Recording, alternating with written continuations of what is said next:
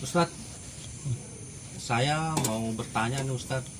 Ayo, insya Allah. Soalnya sudah lama mengganjal di hati Ustadz. Kalau sholat cepet-cepet itu hukumnya gimana sih Ustadz? Cepet-cepet apa? Sholatnya cepet gitu. Itu hukumnya gimana Ustadz? Balapan. Ya pokoknya baru takbir udah ruku baru ngangkat gitulah. Oh, cepet jadi Iya, yang cepet. gerakannya cepet. Gerakannya cepet. Buru, gitu. gitu. Oh. Gerakannya cepet. Itu diterima nggak Ustadz? Kalau soalnya kita gerakan cepet dan tidak mendapatkan tumanina, maka nggak diterima sholat kita. Tumak ninah tuh apa Ustadz? Tumanina ini sebuah ketika kita ruku, kita berdiam sampai tulang kita itu rata. Jadi ada seorang sahabat Nabi Shallallahu Alaihi Wasallam datang sholat. Setelah sholat langsung datang kepada Rasulullah mengucapkan salam, assalamualaikum ya Rasulullah.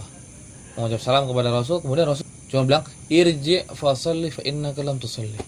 Kembali engkau dan sungguhnya engkau belum sholat. Kemudian balik lagi sholat lagi. Kemudian salam lagi pada Rasulullah SAW setelah selesai sholatnya. Dan juga Rasul masih ngulangin lagi irji fasalli fa innaka lam tusalli. Ulang kamu, kembali kamu karena kamu belum sholat.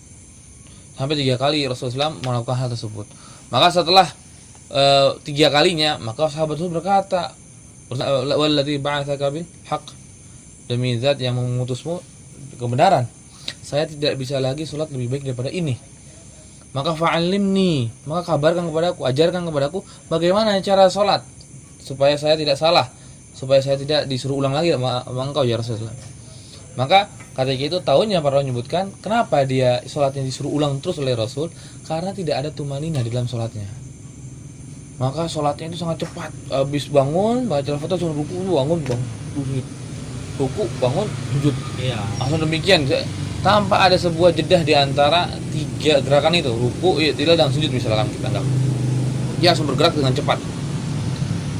Enggak ada tumanina ya, maka Rasul suruh ulang. Fa innaka lam tusalli, sungguhnya engkau tidak sholat. Maka apa? Menunjukkan kalau kita sholat tidak tumanina, maka sholat kita enggak sah. Sancang sholatnya. Iya, berarti poin di sini kita harus tenang gitu. Harus tenang, harus tumanina. Nggak boleh buru-buru. Nggak boleh buru. Nah, tapi tumanina di sini ada batas minimalnya yang disebutkan oleh para ulama. Sebagian para ulama menyebutkan itu sebatas bacaan satu bacaan dari setiap rukunnya. Ruku misalnya ruku bacaannya subhana rabbiyal azim, seminimalnya itu satu kali. Kemudian nanti bangun i'tidalnya, kemudian sujudnya sama. Jadi sebatas baca itu. Seperti Imam Ahmad bin Hanbal maka mewajibkan bacaannya. Mewajibkan bacaan subhana rabbiyal a'la, subhana rabbiyal azim, rabbana walakal hamdu, dan juga rabbighfirli. Mewajibkan kenapa? Karena itu supaya sempurna tumaninanya. Mas sebagian ulama yang sunnahkan. Tapi supaya terpenuh tumaninanya maka disuruh wajib supaya mereka tetap diam dalam keadaan yang tenang dalam sholatnya. Kalau posisi kita sebagai makmum, bagaimana Ustadz? Apakah itu kalau imamnya cepat, imamnya cepat, hukumnya bagaimana terhadap kita? Kalau imamnya cepat, tapi kita lihat nanti nih masih ada tumanina tidak? Tapi kalau sudah tidak ada tumanina maka nggak sah sholat kita bersama dia. Bubar semuanya itu satu jemaah tuh. Iya, kita sholat sendiri. Masya Tapi kalau seandainya nggak ada tumanina, tapi kalau seandainya dia imam sudah tumanina, Masya bangun, Allah, baik. ruku, kemudian udah baca subhana rabbil azim bagi dia, bangun, maka sudah cukup sebetulnya. Sekali baca udah cukup Ya ya? cukup. Tinggal kita harus nimbangin. Berarti saya agak lebih cepatan sedikit. Ya, tapi sih memang lebih baiknya dia itu juga lebih tenang karena dia sebagai imam. Jangan terburu-buru. Kasihan orang-orang tua yang gerakannya lambat. Itu dia, Itu, Cang. Masih antum juga mungkin ya. Nah, maksudnya Ya itu. gitu. Masih kuat akhirnya. Sebenarnya memang keluh kesah. Atau Naim. Sampai aja yang Naim nggak apa-apa. Unek-uneknya keluar. Orang tua berat sekali bergerak dengan kecepatan tinggi kan, ya kan. Kadang ketinggalan kita sujud nih, dia udah diri pasti lah, udah diri gitu kan. Iya, makanya memang sebagai imam juga kita bisa memperhatikan keadaan makmum sebetulnya. Kan imam dijadikan diutamah bihin untuk kita diikuti kan.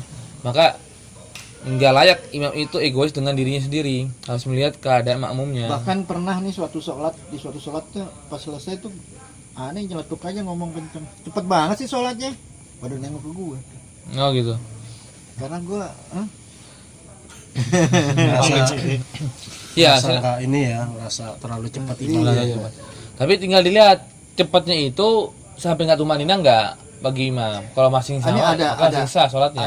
Ada di suatu tempat kayaknya nggak tumanina deh, kayaknya cepet banget, asli cepet banget. Memang udah kebiasaan, ternyata memang itu sudah kebiasaan Mereka, mereka. apalagi kayak sebagian tempat kan di Jawa juga ada yang sholat taraweh 23 rakaat cuman 12 menit. Wah itu, masya Allah itu udah tumaninanya dipertanyakan, itu nggak Makanya tumaninanya. ya itulah ya gunanya mempelajari sifat sholat Nabi itu ya, kita mungkin biar tahu kayak gitu lah. Iya. Ya boleh, ini bagus masukan juga buat kita ini.